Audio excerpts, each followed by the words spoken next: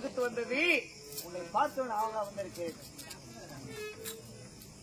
உயர் திருவார்கள் அத்திவாக்கம் கிராமத்தில் உன்னை பார்க்க வேண்டும் என்று ஆவலாக வந்திருக்கிறேன்.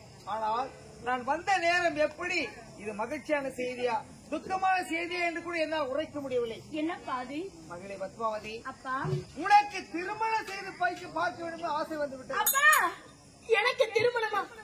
எனக்கு திருமணம் நடக்க போகிறதா? அந்த அதிர்ஷ்டம் எனக்கு இருக்கிறதா? அப்பா, அப்பா, பிறந்த நாள் முதல் இன்பம் என்பதே இல்லாமல் சந்தோஷம் என்பதே இல்லாமல் கிடந்த பாவினான் இப்பொழுது திருமணம் ஒன்று நடக்க போகிறது என்றால் எவ்வளவு இன்பமான செய்தியை எதற்காக வருத்தத்தோடு தெரிவிக்க வேண்டும்? அப்பா மகளே பத்மாவதி, நீ உரைக்கிறபடி நல்லதொரு கருணை பார்த்து மகளுக்கு திருமணம் செய்து முடிக்க வேண்டும் என்றால் பெற்றெடுத்த தாய் தந்தைக்கு இதை விட வேற என்ன சந்தோஷம் இருக்கிறது? மகளே, அப்பா, நான் இந்த செய்தி எப்படி உன்னிடத்தில் உரைப்பதென்றே புரியவில்லை. ஆனால் அந்த மன மாப்பிள்ளை நன்றாக இருந்தால் மகிழ்ச்சியாக நான் திருமணத்தை செய்து விட்டு விடுவேன். பிறகு அவன் எப்படி இருக்கிறான் தெரியுமா மகளே? அப்பா, அவர் எப்படி இருந்தால் எனக்கு என்னப்பா? இரு கண்கள் கிடையாதா? பரவாயில்லை. இரு செவிகள் கேட்காதா? பரவாயில்லை. இரு கரங்கள் கிடையாதா? பரவாயில்லை அப்பா. இரு கால்கள் நடக்க முடியாதா? பரவாயில்லை. பேச முடியாதா? பரவாயில்லை. அவர் எப்பேற்பட்டவராக இருந்தாலும் அதையெல்லாம் நான் ஏற்றுக்கொண்டு இல்லற வாழ்க்கையில் ஈடுபட்டு சந்தோஷமாக நான் வாழ்ந்து முடிப்பேன் அப்பா. எனக்கு திருமணம் நடக்கட்டும் அப்பா. ஐயோ இறைவா! மகளே பத்மாவதி, அப்பா, இந்த செய்தியை நான் எப்படி உரைப்பதென்றே தெரியவில்லையப்பா.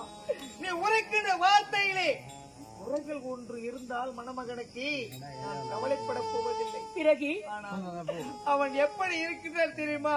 எப்படி? இறந்த பிணமாக இருக்கிறான். ஐயா!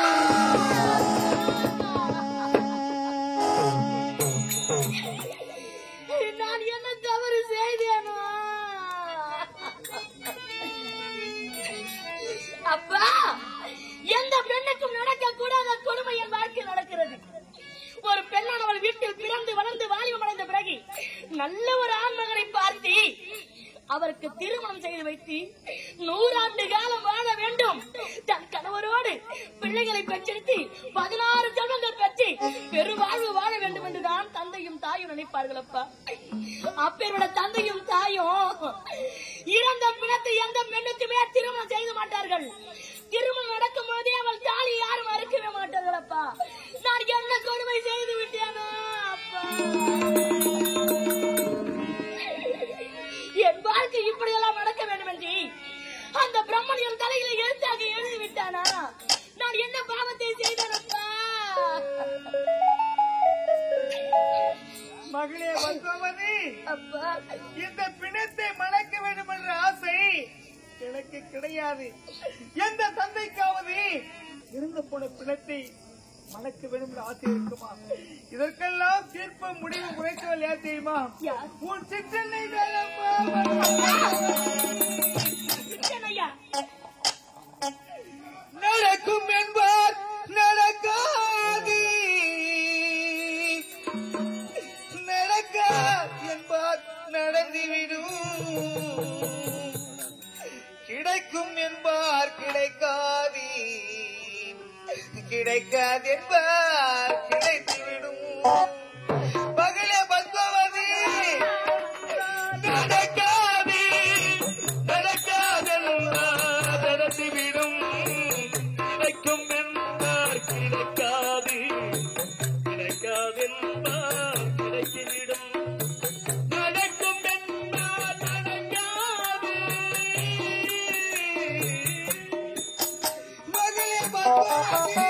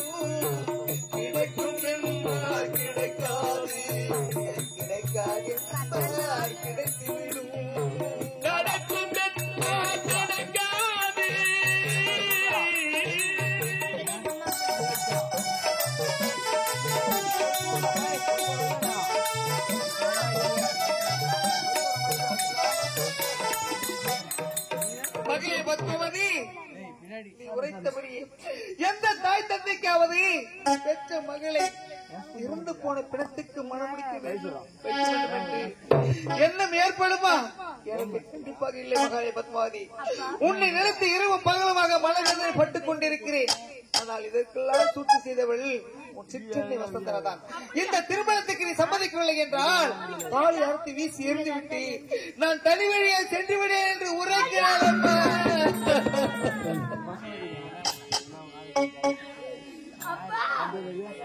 அந்த இறந்த பிணத்தை நான் மணக்கவில்லை என்றால் என் சிற்றனையின் தாலியை அறுத்து விட்டு தனி வழியை சென்று விடுவேன் என்று சொல்லி விட்டார்களா? அப்பா, அப்படிவிட பாவமெல்லாம் நடக்க கூடாது அப்பா. ஒரு பெண்ணானவர் கணவனை விட்டு பிரிந்திருக்க கூடாது. அதில் இருக்கும் துன்பத்தை யாராலும் சொல்லவே முடியாது. அதனால் இந்த நாட்டு மக்கள் அனைவரும் என்னை ஏசுவார்கள், பேசுவார்கள். அப்பா, இந்நாட்டு மகள் இருக்காரி, அந்த மண்ணுடைய மகள் தன் திருமணத்திற்காக, தன் வாழ்க்கைக்காக சிற்றனையின் வாழ்க்கை கெடுத்து விட்டால், தந்தையில் நிம்மதியை ஒழித்து விட்டால் என்று என்னை கேவலமாக பேசுவார்கள் அப்பா. அதனால் நீயும் என் சிற்றனையும் எப்பொழுதும் புரியவே கூடாது. என் வாழ்க்கை அழுந்ததாகவே இருக்கட்டும். அதனால் அந்த இறந்த பிணத்தை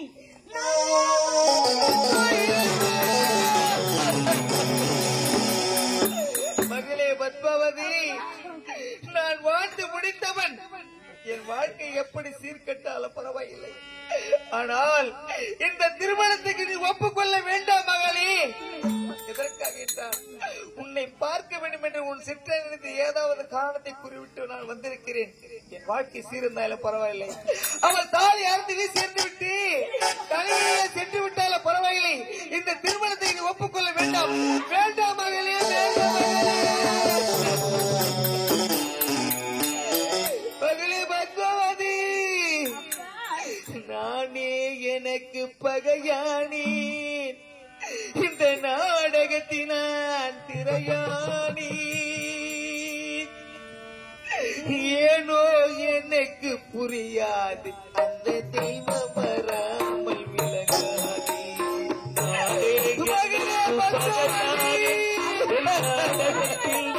திரையானி. ஏனோ எனக்கு புரியாது அந்த தெய்வம் வராமல் தெரியாது. நானே எனக்கு பகையான இந்த நாடகத்தில் நான் திரையானேன். ஏனோ எனக்கு புரியாது அந்த தெய்வம் வராமல் விலகாது. விதியும் அதிகம் ஏறமா அதன் விளக்கும் நான் தான் கூறமா. விதியும் அதிகம் ஏறமா அதன் விளக்கும் நான் தான் பாவமா. விதியும் அதிகம் ஏறமா அதன் விளக்கும் நான் தான் கூறமா. மதியில் வந்தவள் நானம்மா, மதியில் வந்தவள் நானம்மா. என்னை மறந்தால் போதுமா. மயக்கம் எனது தாயகம், மௌனம் எனது தாய்மொழி, கலக்கும் எனது காவியம், நான் கண்ணீரில் வரைந்த ஓவியம். மயக்கம் எனது தாயகம், மௌனம் எனது தாய்மொழி. பத்மாவதி, வருத்த வேண்டாம். நீங்கள் பிரியக்கூடாது. உங்கள் இருவர் வாழ்க்கை அழியக்கூடாது. பிறந்த நாள் முதல் இன்பத்தை காணாத பாவினார் அப்படியே இறந்து போகின்றேன். அந்த இறந்த பிணத்தை நான் மணந்து ஐயோ இறைவா, இந்த உலகத்திலே என் நிலைமை எந்த தந்தைக்கு வருவே கூடாது இறைவா.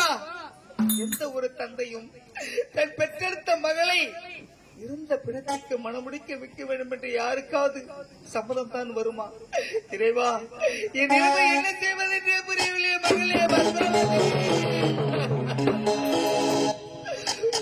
ஆயிரம் சிறந்த கோவிலுமில்லை, தன்னை சுரூபிக்க மந்திரமில்லை என்று உரைப்பார்கள். என் தந்தையின் வாழ்க்கையை தெய்வ வாக்காக ஏற்றுக்கொண்டு இருந்த பிணத்தையே மணந்து உன் வாழ்க்கையை நாசப்படுத்தி விடுகிறேன் என்று உரைக்கின்றாயே. இது என்ன நிலைமை அம்மா? நான் மீண்டும் உரைக்கின்றேன். இந்த திருமணத்தை நீ சம்மதிக்க வேண்டாம். நான் உரைப்பது கேள் மகளே. இல்லையப்பா. வருவது வந்தே தீரும். வாராதது வருந்தி அழைத்தாலும் இப்பொழுதுமே வராது என்று சொல்வார்கள் பெரியவர்கள். அப்படி இருக்கும்படி என் வாழ்க்கையில் இப்படித்தான் நடக்க வேண்டும் என்று விதியாக இருந்தால்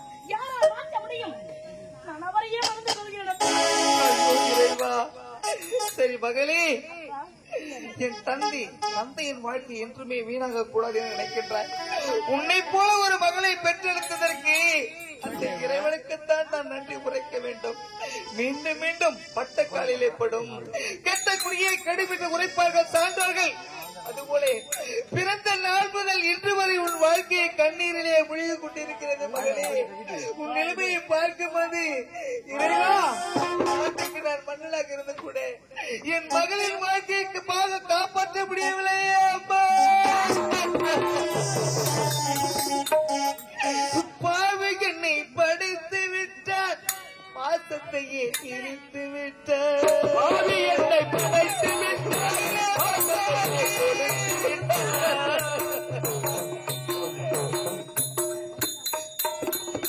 பாவை என்னை படைத்து விட்டார், பாசத்தையே பிடித்து விட்டார். வீதியிலே நானலையே வேதனையை தான் கொடுத்தார், வேதனையை தான் கொடுத்தார். வீதியிலே நானலையே வேதனையை தான் கொடுத்தார். பொன்னலை என் வாழ்க்கையில் கையேந்து விட்டு வைத்தார், பொன்னலை என் வாழ்க்கையில் கையேந்து விட்டு வைத்தார். பாவி மகன் துடிக்கின்றேன், அம்மா நீ வருவாயோ? ஆடுகின்ற ஆட்டம் எல்லாம் ஆண்டவனின் விளையாட்டம், அழுது என்னை பார்ப்பதான என்னெல்லாம் அவனுக்கம் அழுகிற ஆட்டம் எல்லாம்.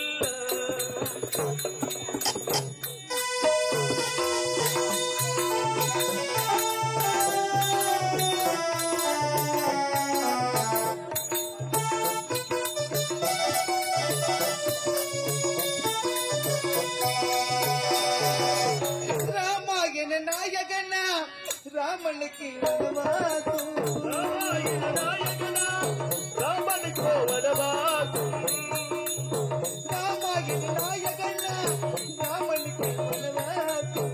பாரதி பாண்டவர் போர் 13வது வனவாசம், பாண்டவர் போர் 13வது வனவாசம். பையுரையாறு சந்திரன் காவல் கொண்டான் சுடுகாடி, பையுரையாறு சந்திரன் காவல் கொண்டான் சுடுகாடி, பொய்யறியாதி சந்திரன் காவல் கொண்டான் சுடுகாடி. போர் போலும் இல்லாமல் நெறி போலும் அழுகின்ற ஆட்டம் ஆண்டவன் இறையாட்டம், அழுகின்ற பார்த்ததால் என்னெல்லாம் அவனுக்கம் அழுகிற ஆட்டம் எல்லாம். மகளே பத்மாவதி, எத்தனை முறை உழைத்தாலும் தந்தையின் சொல் பொய்யாக கூடாது என்று அந்த இறந்த பிணத்தையே நடக்க போகிறேன் உரைக்கின்றாய். இருந்த போதில் உன் வார்த்தையும் என்னால் மீற முடியவில்லை. மகளே பத்மாவதி, உன் வார்த்தை நான் கேட்கிறேன்.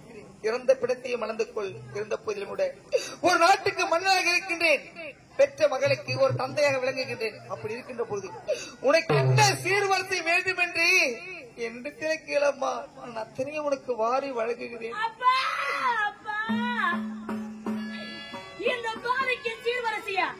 எனக்கு எதற்காகப்பா சீர்வரிசை? அப்பா, பிறந்த நாள் முதல் இந்நாட்டு மன்னர் நீங்கள், உங்களுக்கு நான் மகளாக பிறந்திருக்கின்றேன். ஒரு நாட்டு இளவரசி நான். அப்படி இருந்தும் பொண்ணுக்கும் பொருளுக்கும் பட்டாளைக்கும் இதுவரை நான் ஆசைப்பட்டதே கிடையாது. அப்படி இருக்கும் பொழுது எனக்கு எதற்காகப்பா சீர்வரிசை? அப்பா, ஒரு பெண்ணானவள் பிறந்து வளர்ந்து வாலியம் அடைந்த பிறகு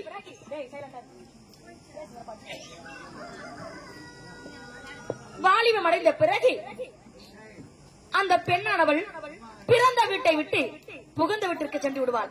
திருமணம் நடந்த உடனேயே புகுந்த வீட்டிற்கு சென்றவுடன் கணவரோட இல்லற வாழ்க்கையில் ஈடுபட்டு, ஐயா,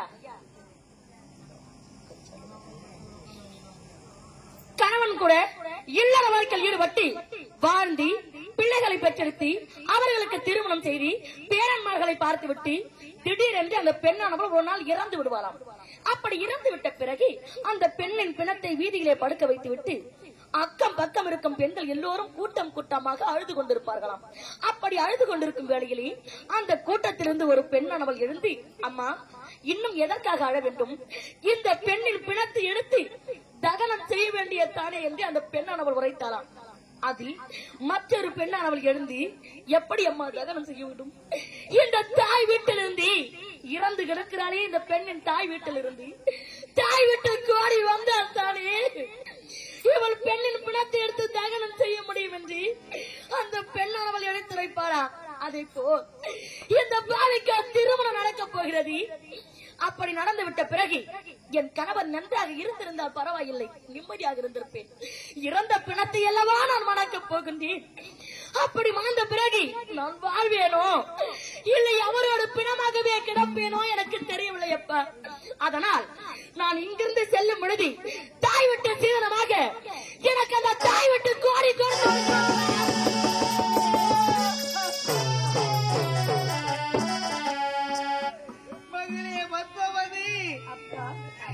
பெற்றெடுத்த பெண்ணுக்கு உயிரோடு இருக்கின்ற பொழுது நான் தாய் விட்டு கோடியா போட வேண்டும் விரைவா. என்ன நிலைமை எனக்கு வந்துவிட்டது அம்மா பத்மாவதி.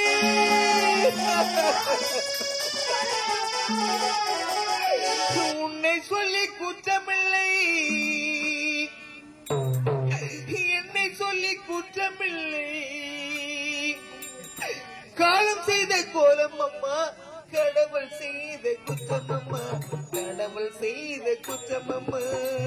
உன்னை சொல்லி குற்றமில்லை, கோலமம்மா, கடவுள் செய்த குற்றமம்மா, கடவுள் செய்த குற்றமம்மா. உன்னை சொல்லி குற்றமில்லை, என்னை சொல்லி குற்றமில்லை. காலம் செய்த கோலமம்மா, கடவுள் செய்த குற்றமம்மா, கடவுள் செய்த குற்றமம்மா.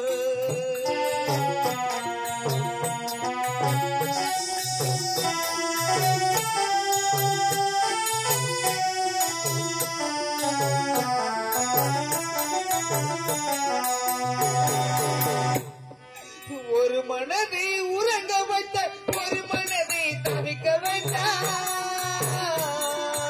ஒரு மனதை உறங்க வைத்தார், ஒரு மனதை தவிக்க வைத்தார்.